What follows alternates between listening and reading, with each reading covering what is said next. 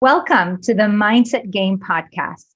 I am absolutely thrilled and grateful to have Dr. Stephen Ruden here with us. Dr. Ruden collaborated with his twin brother, Dr. Ronald Ruden, for over 10 years in the development of havening techniques. You're going to learn today about what that is and how it can benefit you.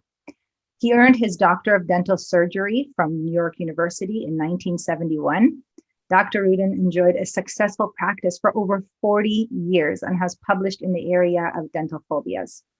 In addition, Dr. Ruden is a certified hypnotherapist and a consultant and a coach for both individuals and Fortune 500 companies, including PepsiCo and Smith Barney in the area of communication. He is a member of the International Coach Federation and has earned the title of ACC, which stands for Associate Certified Coach. In addition, he's certified in coaching from NYU, and he lectures on havening techniques from the scientific as well as the clinical component. Now, on a personal note, Dr. Ruden was my mentor as I was going through the havening techniques practitioner certification program. And this was a privilege and an honor to have you, Dr. Ruden, as my mentor. And I'm very grateful for all of the support that you offer to me and for that special opportunity. So welcome. Well, thank you. Thank you, Vered. It's really a pleasure being here. And I have to say that we had the most wonderful mentor-student relationship. I thoroughly enjoyed it. I learned as much as you may have. So thank you very, very much. I'll just start off maybe by just introducing myself and give a little quick bio of how I got here and how we got here. Yes, I'd love to hear.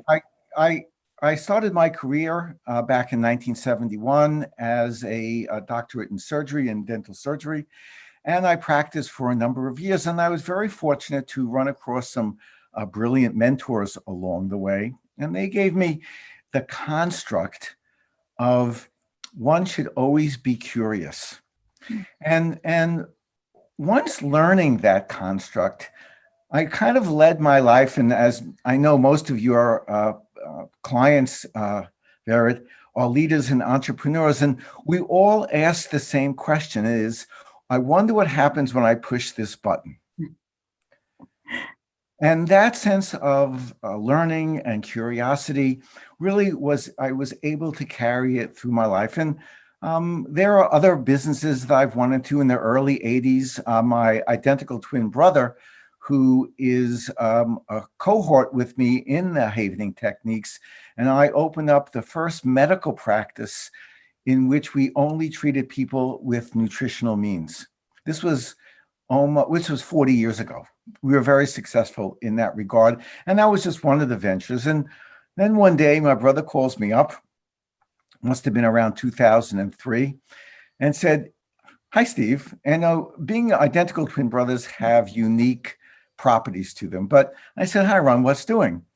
He said, "I did something really different today. I cured a phobia." And I said, "That's interesting." "Yes," he said, "I just did ABC and the phobia went away." And I said, "That's really interesting." I said, "I'm going to look." He said, "I'm going to go see how this works." Well, unfortunately, no one knew how it worked. And thus began the quest to find out how what I'm going to show you today, later on in the program, will enable you to have control and be able to modulate your behavior as you see fit. It's an amazing thing that you'll be able to do. In one of my earliest learnings, I was introduced to one of the great thinkers of the turn of the 20th century, and his name was William James. And he was a deep philosopher. And the thing that struck me most in reading his work was this construct that I'm going to share with you now. This was the early 1900s. "The greatest discovery of my generation is that a human being can alter his life by altering his attitudes of mind." Now, living in this world we are today with psychotherapists and so many other mental health tools, the idea that we can alter our being by the way we think was startlingly new. Mhm.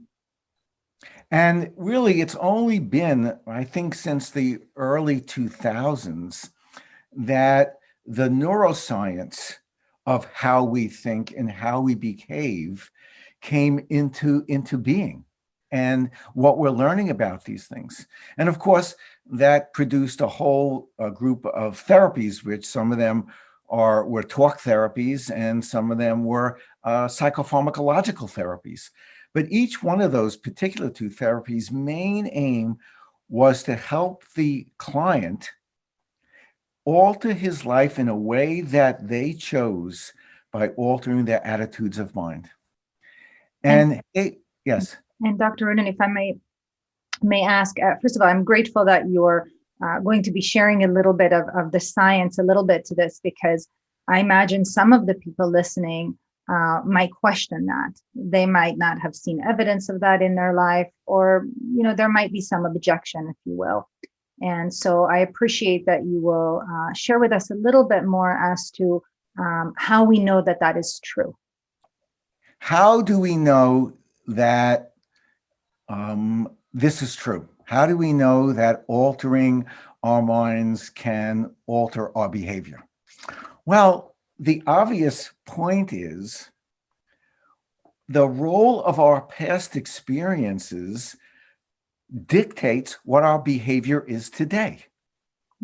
So if in fact we can take the construct of our past behaviors created our behavior today, then we don't have to take the big leap that if we utilize what we've learned in neuroscience about this, how we can change our mind, then it's not a big leap to think that we can change our behavior moving forward by applying those principles, by understanding how our behavior was changed in the past. Mhm. And understand that 90%, and I think it's really 100%, but 90% of the present moment is informed by the past. So where we are today is a cumulative event of all of our past experiences, all of our relational moments, and everything that we do and think about constructs who we are today. And the interesting thing about that is most people spend very little time thinking about themselves. Most people spend a lot of time thinking about others. So today we'll spend a little time for you to think about yourself, which I think would be interesting. There is not a person in the world today that has not experienced distress during this pandemic. And the truth of the matter is that all of us are neurochemically modified. We all have higher cortisol levels. We all have higher adrenaline levels and norepinephrine levels in our system. And what we've done is we've adapted to this state, and this has become our new normal, which is an interesting construct. And if we reflect back to our previous experiences and how we respond to these things, we can look at the same thing. So if my girlfriend broke up with me and it was very difficult for me, then I may be a little leery about getting a new girlfriend because the pain of having that breakup was enormous. So we can see how a past experience can convert into something that would be in the future. If we can understand that we can empower ourselves, and I will show you how.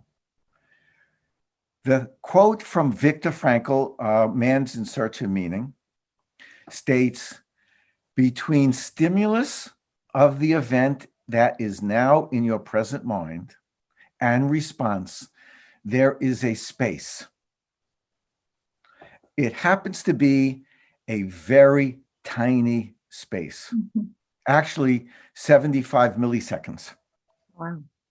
In that space is our power to choose our response. In our response lies our growth and our freedom. And I really highly recommend everyone reading Viktor Frankl's Man in Search of Meaning. It's probably one of the most interesting works that came out of the Holocaust of the Second World War. I agree with you. I appreciate that you share. I'm actually trained with the Viktor Frankl Institute of Logotherapy. And I'm curious if you'd be willing to share with our viewers and listeners a little bit more around the science of that. And I imagine you're going to get to this. Sure. What does that mean, that gap? What do we do during that gap? And how does that, in fact, impact our growth and freedom? The question arises, how do we interface with the world? How does our organism interface with the world? And the answer is we interface to the world with our five senses. And there is a sixth sense. And the sixth sense is thought. And it has the same qualities. Thought has the same qualities as all the other senses. It is unfortunately the way modern medicine and thinking have gone. They omitted it, unfortunately, but it acts as a sense as well. So, here's what I'd like you to do as a little test.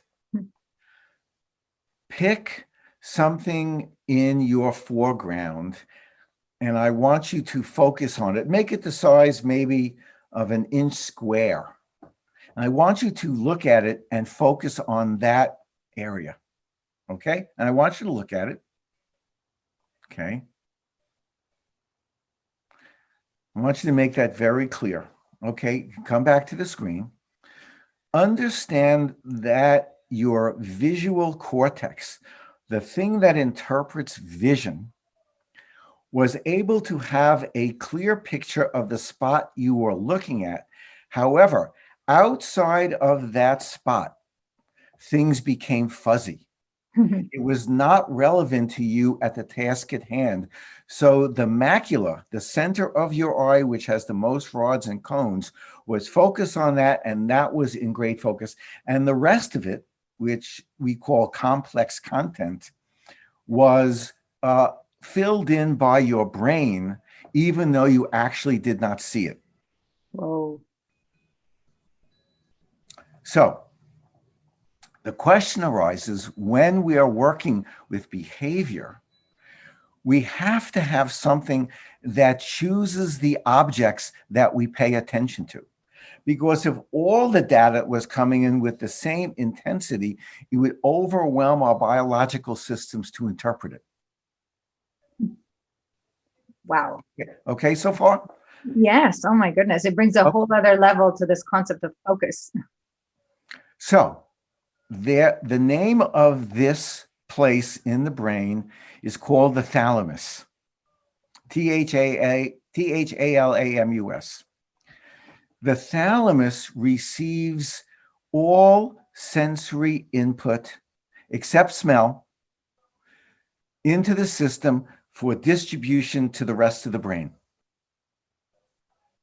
So, as we learn and go through life, we become aware because the brain's main function is to keep us safe. The part of our brain that's active is going to select those things for us to pay attention to so we can have a task that's task related and at the same time keep us safe. And the part of that brain is called the amygdala. And the amygdala is our friend because it always watches out for itself. So now imagine we have all the sensory input and the thalamus says the following: not important, not important, important. Go to the amygdala and get it checked out. And by the way, go to your other part of your brain, your cortical part of your brain, and see what you remember about this event. So the visual input from this construct in the brain called the thalamus not only goes to the amygdala to see if there's something lurking there, but it also goes to the cortical brain to see if you've seen it before. Is it familiar? Do you know what it's like? And these two parts of the brain interact.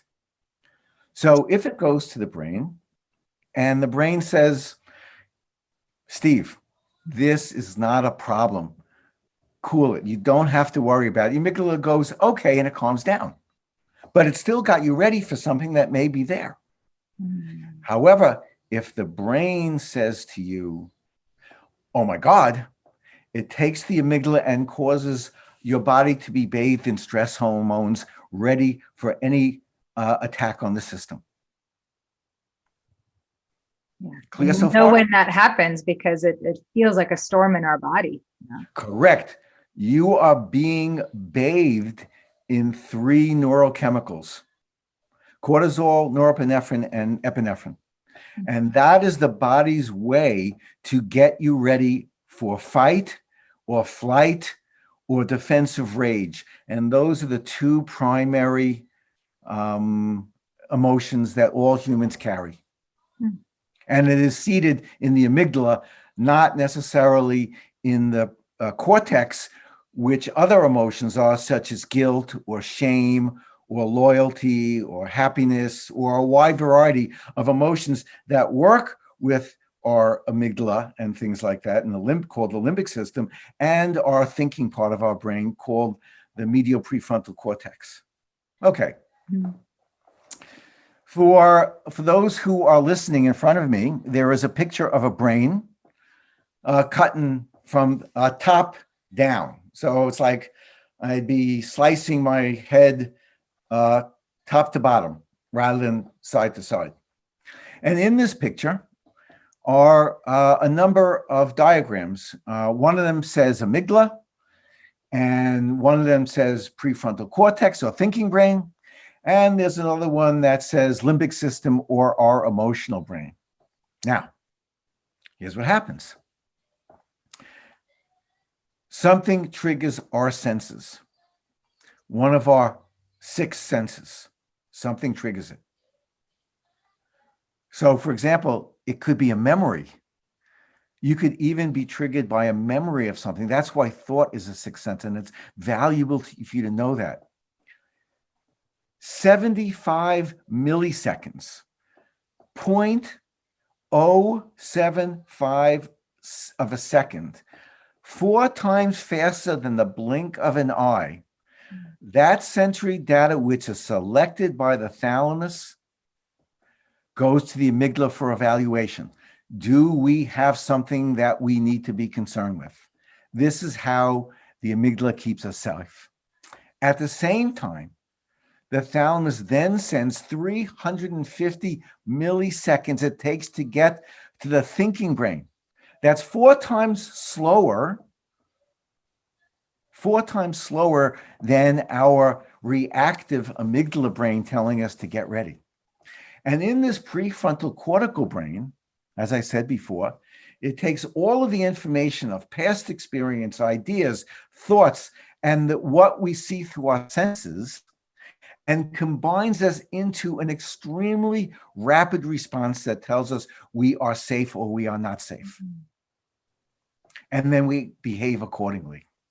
And the place that this operation occurs, in which the brain tries to figure out what the environment is called the working memory. And it works in conjunction. It's in the medial prefrontal cortex and works together with the amygdala to produce an appropriate response. Now, here's the interesting part. And which we're going to talk about in a moment. What happens if we experience an event that to our minds is so scary, our brain says, do not forget it. Ever. What does the body do in that response? What it does is it places an event-specific biologic marker in the thalamus and the amygdala and says, whenever you see this, run or fight. No thinking, no nothing. Go. Now, what happens if you've grown up in circumstances that you may not have a safe place, or you may have these event-specific biological markers that are being triggered? You have the red alert glasses on all the time. And Joseph Folletti, in his landmark study called the ACEs study out of, I think it was Kaiser Permanente, showed that children who had 5 or more adverse child events growing up were significantly, by orders of magnitude, more likely to develop affective disorders and drug addictions. Wow. So our past is always present.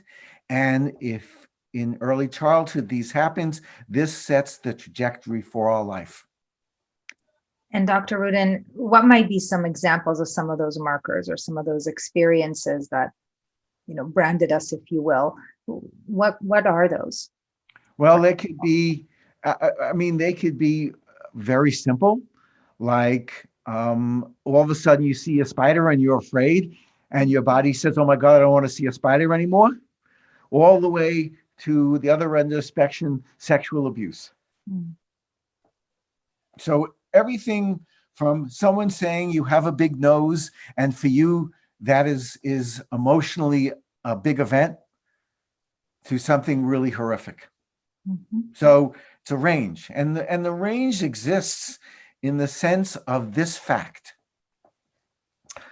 that if we have early childhood events, our brain is always on. There is no off switch in regards to these events. And we are constantly flooded with cortisol, norepinephrine, and adrenaline. And this predisposes us to further traumatization and event-specific biologic markers being placed. And what we discovered in our quest to find out what happened to that phobia, we miraculously uncovered how to remove those event-specific biologic markers easily and rapidly and permanently. So are you saying it is holy moly? So are you saying basically that if I was triggered by something, let's say I'm triggered when I see something related to an experience I had in my past. So let's say the example of weight. Maybe I was told that I was fat as a child, and then somebody makes a comment or looks at me a certain way and it triggers that. Are you saying that I can reprogram that I can essentially change that? That's what you're going to learn in the next 10 minutes. I think a lot of people are ready to hear how. Okay, so let's take a quick step back. So I'll set the stage how this works, and then we'll all do it together. So we're all going to have an experience together in this regard. What we discovered is this. We have it intrinsically capable within our own system to heal ourselves. And what's interesting is we knew this millenniums ago, but we forgot. And that forgetting is called a scotoma. And it's a known thing. A scotoma is a knowledge we once had, but no longer have access to. And that is the construct that touch, the very nature of touch, is nature's healing antibiotic. That's why these hands are handy biotics. Now, how does that work? When you touch yourself like this, what it does, the receptors in your hands send a signal to your brain. And there are different types of sense receptors in your brain. Some of them are very quick and some of them are slower. And the reason why that is that way is because some of them go to motor function, which are the very quick things. So if I were to throw up a pen and I could catch it and my fingers would work. And the slower ones go to the emotional, the more ancient part of the brain, to evaluate the context upon which this touch is occurring. Now, what we learned from our clinical studies and what was in the literature by a guy named Mel Harper in 2012, in his article, Taming the Amygdala, you could all look that up. He applied vibrating pads on his hands and he stroked different parts of the body to see which parts of the body produce the greatest effect in the amygdala. Now, unfortunately for him, unfortunately for us, this was published papers, but he never figured out what to do with it. What Havening did was we took that science, deepened it, and we figured out what to do with it. So what we discovered, and this has been verified by literally tens of thousands of trials in our company and other companies using measurements that they could measure the electricity in our brain. So our brain is fundamentally an electrochemical organ. Our whole system is an electrochemical organ. And up until now, all of the approaches to working with our mind revolved around, as I told you before, psychopharmacology. We introduced a chemical into the system so that it would create change in our brain. What we developed was using the electrical component of that to create change in our brain. And the term that we evolved for that was called an electroceutical.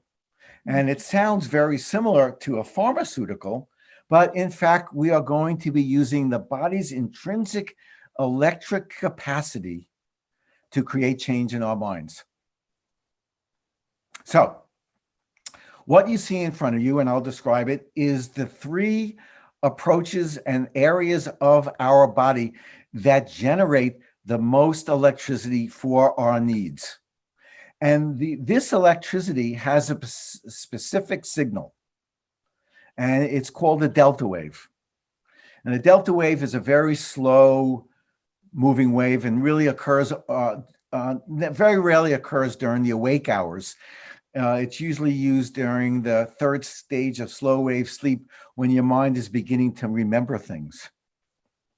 And what we learned is that utilizing this Havening touch under a certain set of circumstances allows us to remove and alter those event-specific encoded biological markers.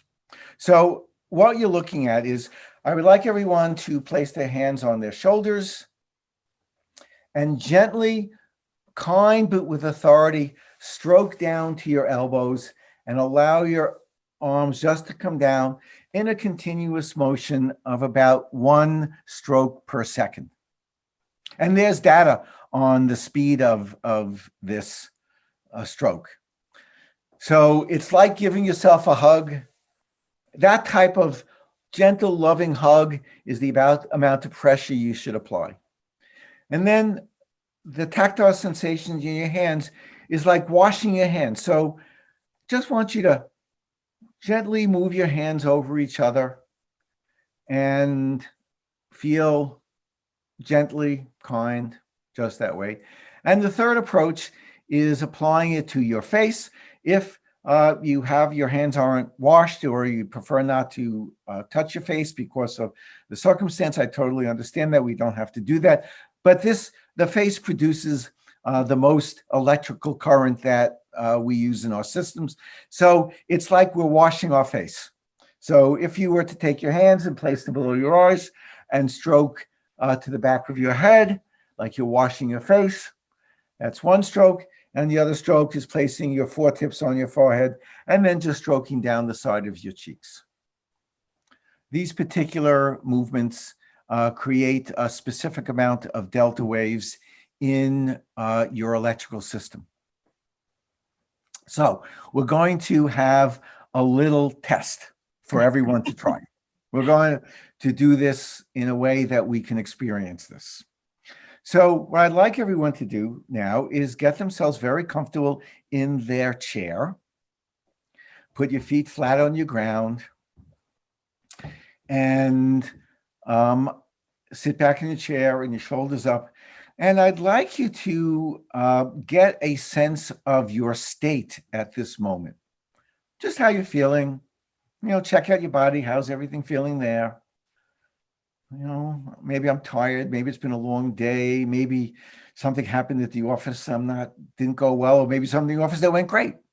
I don't know. I mean, All these things are all possible. And I just want you to just feel yourself enter into your present state that you are in. And when I tell you, just close your eyes and begin to think of something pleasant, something that gives you a great amount of joy. Great. And now I'd just like you to begin just gently arm havening yourself as you begin to think of that beautiful place. It could be the beach, it could be the ocean, it could be playing golf, it could be doing with your children. It could be gardening, it could be puzzling, whatever gives you great joy. I just want you to float into that experience, as we go through it. And as we go through it, I want you just to deepen whatever thought you have. Remember, thought's a sense. I want you to deepen that experience and begin to include, as you can, as best you can, other things that you notice in this space. So maybe you would want to feel the scent or perceive the scent of the ocean, or what that may sell, or to see a sunset, or to allow your feet to walk on cool sand, or to smell the flowers and smell the roses. Whatever it is, I want you to begin just to deepen that wonderful experience that you now have. That's great. And as you do it, I'd like you to now do some hand washing havening. Great. Just to get a different feel on this. Great. And maybe you could bring along a few friends along to where you are. Fill that up with people you may know and love to go on this quick little journey that you're on. Or maybe you want to be by yourself. That's fine too. Sometimes it's better to be alone because we're so busy. Who needs company? But that's the way it is. And if you wouldn't mind, just gently, just face haven, just gently. Great. Allow yourself just to comfortably do that. No rush. Just as you stroll along wherever you are, maybe playing golf, maybe playing tennis, maybe running, jogging, swimming, whatever it is. Great. So I want you to begin by now placing your hands on your lap again and begin to take 2 deep breaths through your nose. Great. Out. Good. In again. And out again. Great. Just sit here for a moment. And whenever you're ready, you just can open your eyes. Great. So everyone should have a sense of a state change, a more comfortable place from which they started. And you can call upon this space anytime you so choose, just by following what we just did, by imaginally recalling that a moment, deepen the experience, apply the havening touch, allow the delta waves to allow for neuroplastic change in your brain, and you can come out of it and your system is wonderfully downregulated. And I will leave you with one thought, and then maybe Vera will have some questions for me. We'll do one thing. And I think that this is good if you're a teacher in a meeting. And we're going to do a little affirmation right now. And that is, we're going to start havening. I'd like everyone just to gently close their eyes, and we're going to say these things and just repeat after me.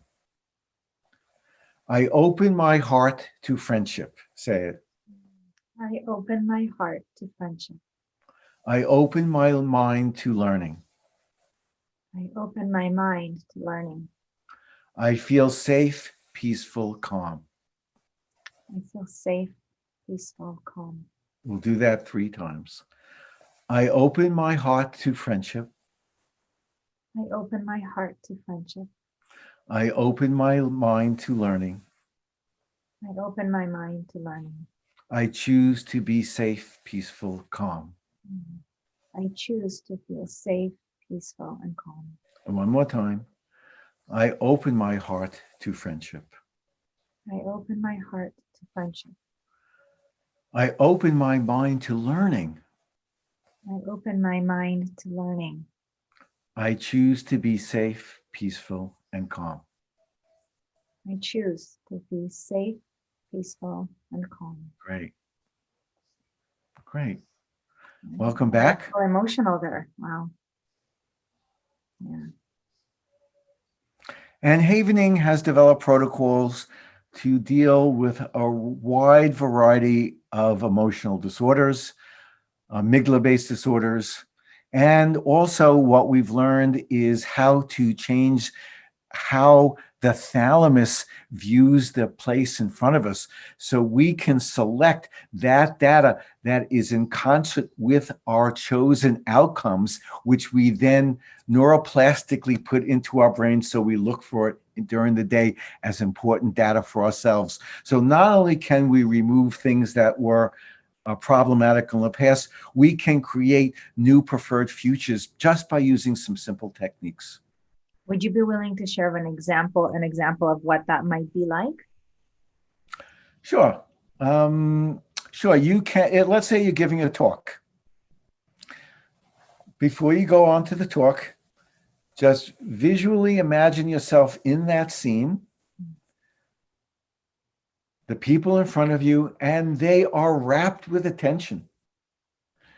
And your words are flowing out of your mouth as if you did it the night before you went to sleep. And you were so brilliant just before you went to sleep before the next day. And they're all eager, and they are going to receive you with great respect and honor. And you'll be able to give them and communicate and share in a way that comes from the heart. And you could build that into your system. So that's just one way.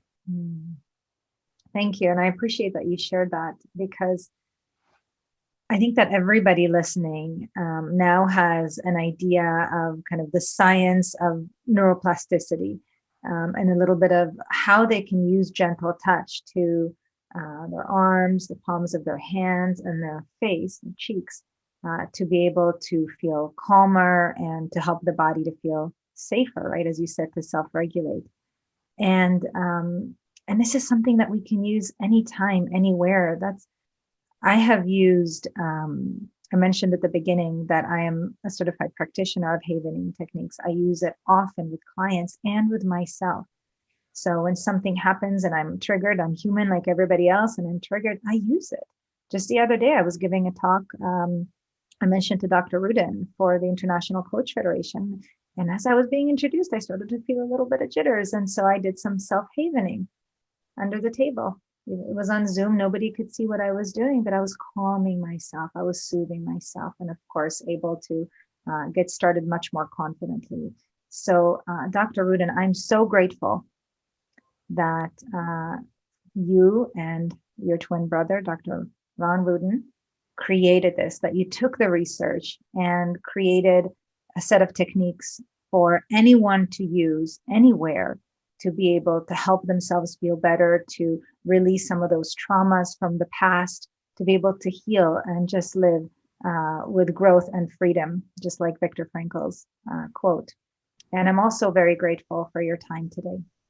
I know you're a busy man, and it means so much that you took the time to share this valuable information, to share these techniques, and even give us a taste of them. And how can people learn even more? First of all, it's my privilege to be here, Vera. Thank you very much. And you can go to our website, www.havening.org. You'll see a wide variety of information there that you'll be able to peruse. You'll be able to see some science data. You'll be able to see some videos of people and what happens and their outcomes. And it will give you an idea. We do run training programs in this work. They're given by a wide variety of people all over the world.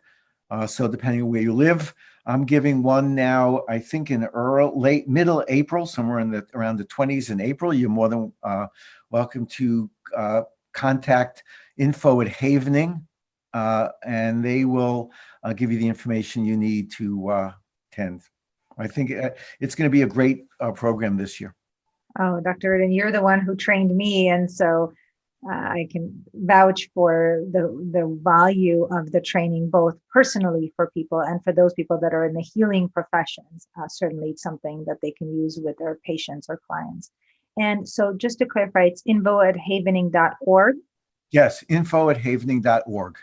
Excellent. Thank you so much, Dr. Rudin. I'm once again very appreciative of you sharing this set of techniques with the world. I truly believe that we can heal our world, and this is one very powerful, simple way for each of us to do that for ourselves and help others as well.